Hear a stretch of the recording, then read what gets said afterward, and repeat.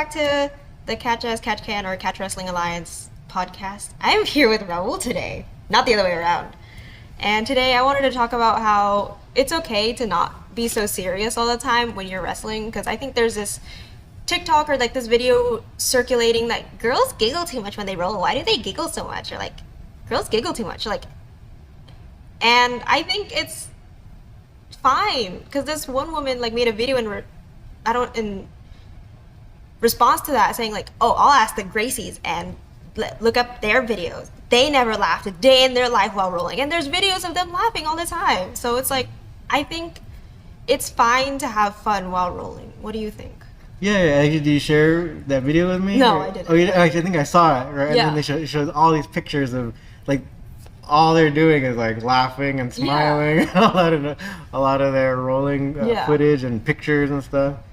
No, I totally agree. It's like, especially for longevity's sake, where it's like, if you go in there like all aggro all the time, like training 2 to 3 times a day or all that stuff, basically it's like that kind of mentality where with drill sergeant stuff, like I think even in the military that's not sustainable. That's just like when you first get in there to unfortunately like to break you down, right? So then they could mold you into their way, right? That is like that, right? Yeah. Like no giggling, no whatever. But if you want to like learn for a long term, you got to chill out a little bit. Yeah. And I think like I've lost my train of thought, but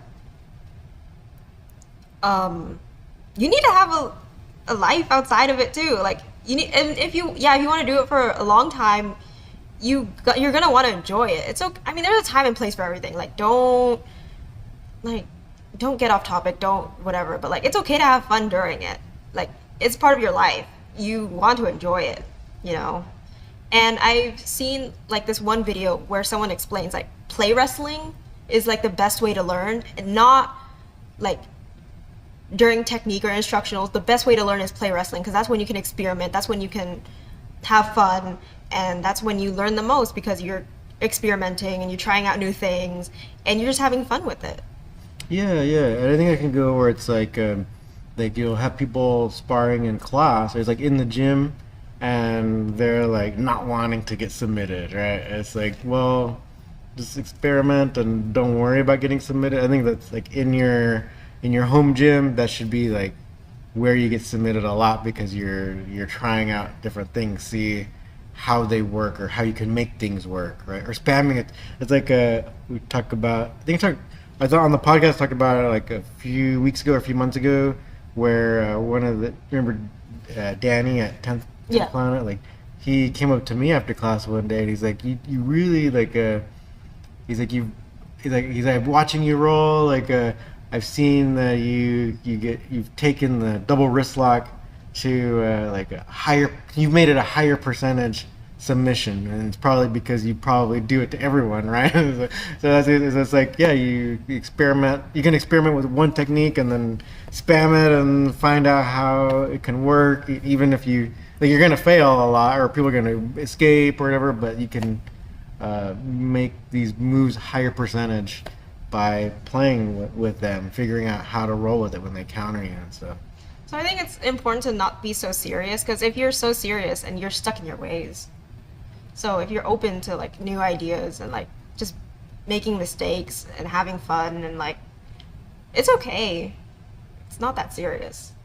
Yeah, exactly. And one of the things I like to say, I thought it was really funny when I heard it, where it's like this one person it was like a real serious like conference that I had to go to, and it was about medical insurance. but Fun. Yeah, it was not fun at all. But this one lawyer made this joke in his presentation, and he said, about not feeling ashamed. And he's like, because like something bad happens, like your dog's not gonna turn away from you.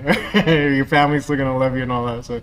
So if you lose in a jiu-jitsu tournament, your dog is not gonna just run and jump into the arms of your opponent who beat you, right? It's like, it's all about getting better. And one of the coaches that we've met said it's like, a tournament is kind of like just a test about how you are that day. Yeah. Right? So try not to take it to heart too much. Yeah. I've definitely felt that before, especially like my first few tournaments, actually my only tournaments. I definitely took those to heart. A few tears were shed, but like, because I felt so bad because I tried so hard and I trained so hard, but like at the end of the day, it's not equated to your value. And it's not the only thing that defines you as a person. It's not the only thing in your life that you do, you know. Even if you are like this super major jiu-jitsu athlete, you have life outside. You have people outside. They're still gonna care about you. Your coach might be a little disappointed, sure, whatever, but like, what you had lost nothing. Yeah, exactly. And you see like a lot of these people. Would even the person considered like the best jiu-jitsu practitioner, Gordon Ryan? He has a couple losses, right? So it's pretty much what only like in boxing, Floyd Mayweather is like perfect, but that's like so rare, like 50 wins, I'm sure even Gordon Ryan's probably had more than 50 matches, like so. I think if Floyd Mayweather kept going, eventually he would take a loss, right? Wins don't mean anything without losses. Yeah. So, a lot of it's like learning experiences and stuff. So, try not to, take it too hard. And I think maybe sometimes with someone who like is totally devastated by a loss, it could just be because they might have been taking it way too seriously, right? Not finding the joy in training. I remember like it was just. So, I don't know why it was so memorable, but even after ADCC, we were waiting so long for our matches. They were so delayed. And then we had our matches, and then we lost, and then we were like, want to go to eat after? And I remember feeling better after that, because I'm like, it wasn't that serious. Yeah. Yeah, totally. And it's like, you can, it's like the time marches on. Yeah. Yeah, so totally great. And like, adding kind of like the fun into it, or like the joy, it's like it can make you better overall, like, and like one of the big examples would be Penn State in their wrestling. I think a lot of people have seen where it's like their coach Cale Sanderson just really tries to incorporate play into their wrestling team. Like there's footage of them just during wrestling class just throwing the stability balls, those big balls, and just like playing dodgeball and jumping around and stuff. And it's like they still have great foundations, but it's about like thinking about or thinking beyond just that match. It's like not just thinking to beyond where it's like we're thinking, oh, we're gonna win a championship. No, it's just like taking this into consideration, like as part, like one little part of the entirety of your life and your existence, and so that you take out the seriousness so that you can actually enjoy being in the moment, right? And just like feel like, wow, I'm like, what am I doing? This is actually really fun and really great. And sure, it can apply to like self-defense and all these other things that people are thinking about, but like without the play and all that, then you're probably not going to do it very long.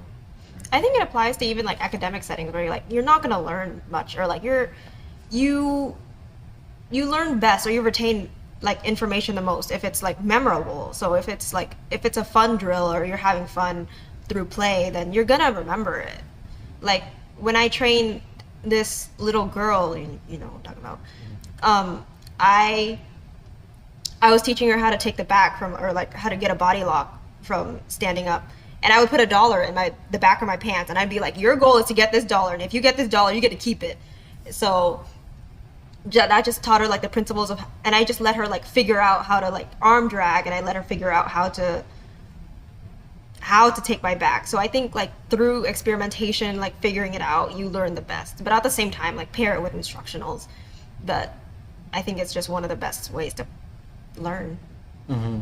Yeah, totally. Like you get some principles there, and then experiment. Yeah. Yeah, no, it sounds great. Yeah, it's totally great. And yeah, the whole thing where it's like not making it where it's like there's an attacker, like the kind of like the mindset of some self-defense classes where it's like wait. And granted, yeah, there's self-defense or like being attacked or whatever is like there's totally a time serious. and place for everything. Yeah. But I think even you can totally apply this stuff to like a self-defense scenario where it's like you've seen like in Krav Maga videos where they have a bunch of people like attacking at once and stuff. You can still apply like these play ideas. Actually, I'll give one example too of like this one executive woman that I used to train privately. She wanted mostly to exercise, but also taught her a lot of the joint locks and stuff. And she ended up getting attacked by an ex-boyfriend, and but she told me mentally, she's like, she knew the situation was escalating and it was serious, and then but as soon as he grabbed her in a way that like her brain realized like, oh, I do this all the time with Raul or whatever, then she's like, oh, I know this, I know what to do. And then she totally just like got out of the guy's grip and then fought back and kicked the guy out. So she almost had like this kind of play in a way, like this kind of play mentality where it's like, okay, yeah, I recognize this. And so in a way, I think maybe it kind of helped her to stay calm. I think it's best, you perform best when you're calm. You're not, you don't do your best when you're in fear or like tense. So I think when you're more used to rolling around and grappling in a calm situation or like having a relaxed state, you can perform better in competition because it's just like, oh, it's just like any other rolling day. Mm-hmm. Yeah, totally.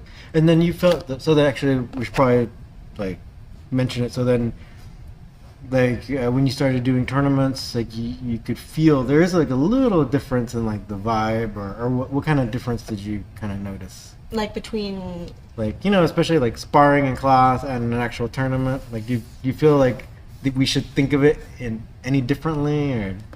I mean, I think when you're doing a tournament, stick to what you know. Definitely, like that's maybe not a place for experimentation, but like just because you have money on the line, you don't want to waste your money. I mean, still have fun because that's the most important thing.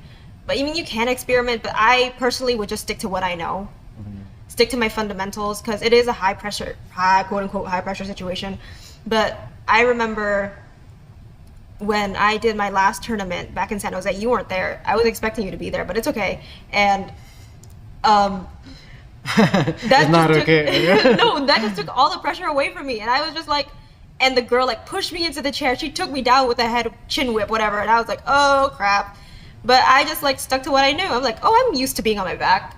And I got her submitted. So it's like, when you're doing a tournament, just don't take it so seriously. You have money on the line, people are watching, you have your ego, you have money, but like, those things can be replaced. Those things can heal. Just have fun, you know? Mm-hmm. Yeah, no, it's great. I think you just dropped the mic, or like, probably don't have any, or do you have anything that maybe you want to add or anything? Like, I think when you are rolling like freely, just try to be in the zone, you know? Like, try to mimic a tournament. Like, okay, this person's a lot stronger than me. Like, what if I come up and go against an opponent that's a lot stronger than me? What's my strategy then? Like, strategize. Try to think calmly. So when you're in the real thing, you know how to relax and do your best and play your own game. Yeah. I think that's one of the things we can highlight, where it's like tournaments. Yeah, they definitely are a different environment, right? So trying to find ways to like relax in that environment. To I'm sure you don't necessarily want to just like take it not seriously at all, but like find a way to get into the zone, get focused, get locked in or whatever, but not in a crazy aggro way. Yeah. Right, because then you can probably like expend too much energy, right? You can hurt yourself or hurt your opponent, or yeah, just like way too tense. That's not good. And if you're too tense, then you can't play your game. Yeah.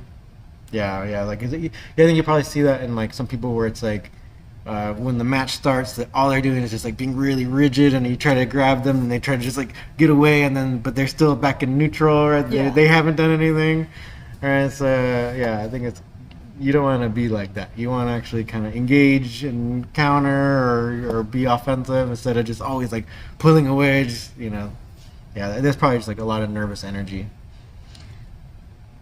But the main story is, or main theme is just have fun. Yeah. So if you're in class and there girls giggling while they're rolling near you, maybe you can giggle too. Yeah. Yeah. It's not gonna take away your masculinity. Yeah. It's not. You're still a man. Yeah, yeah, and actually, I noticed too. Like, there's plenty of times when I roll, like, with people, and then even some people I didn't know too well, but I think they just had like a good, like, positive vibe or whatever. And then, like, even while you're rolling, it's like you can start making jokes and stuff, and you start laughing. Or if people play like funny music while during you all laugh about it. It's fine. I think it's great. Yeah.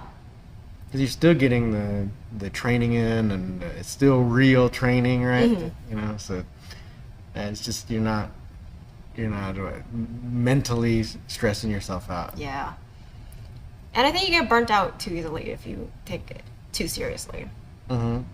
Yeah, yeah. So if you think you like this, and like, so even for people who want to like, they're like, oh, I like no-gi and I want to go pro. It's like, well, one of the ways to do that is to like the whole mental aspect. So it's like, you know, you don't want to.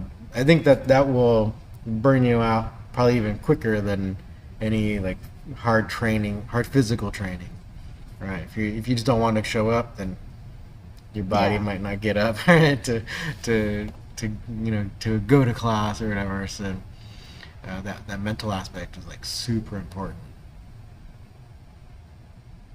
All right. Well, thank you for having me today.